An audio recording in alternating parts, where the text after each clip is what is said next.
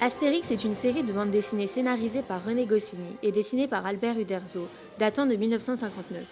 D'abord publiée dans le journal français Pilote, elle est ensuite réadaptée en album de bande dessinée.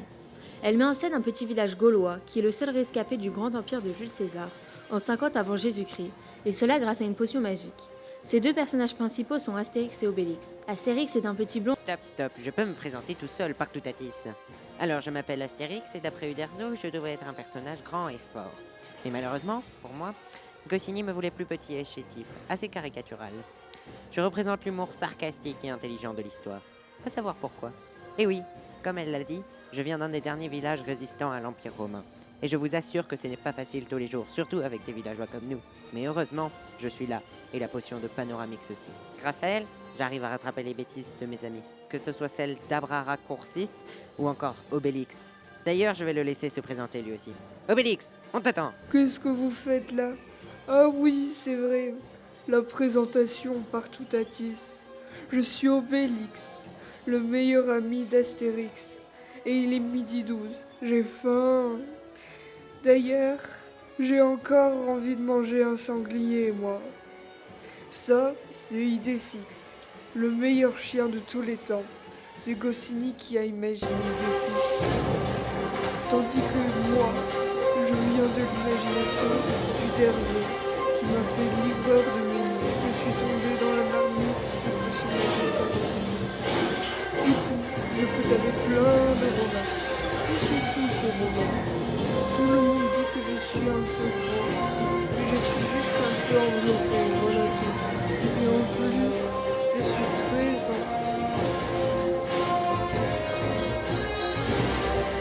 Je suis un petit garçon portant la cravate et ne possédant pas la télé, mais pourtant j'arrive à intéresser plus d'une génération.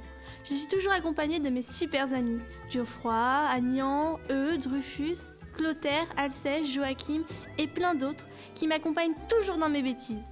Par contre, les adultes nous restent incompréhensibles et notre surveillant principal, que l'on appelle le bouillon, trop sévère.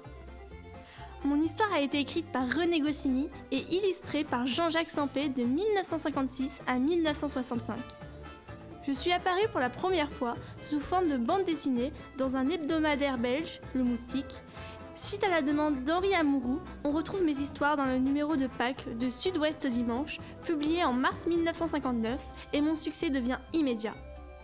Sempé dit souvent que mon univers est idéal et que c'est l'enfance qu'il aurait aimé avoir. Haha, ça se voit qu'il ne participe pas au dicté de ma maîtresse.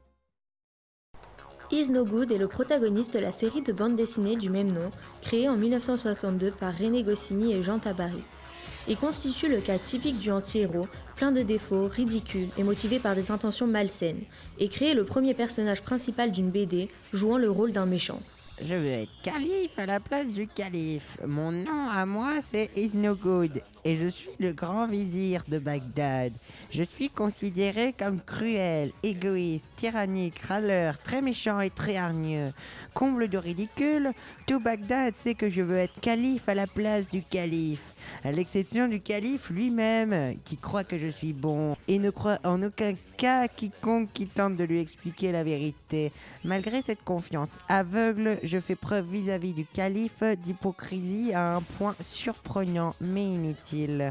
Je suis aussi prêt à tout pour atteindre mon but, employant tous les moyens depuis la magie jusqu'au complot politique en passant par les vols.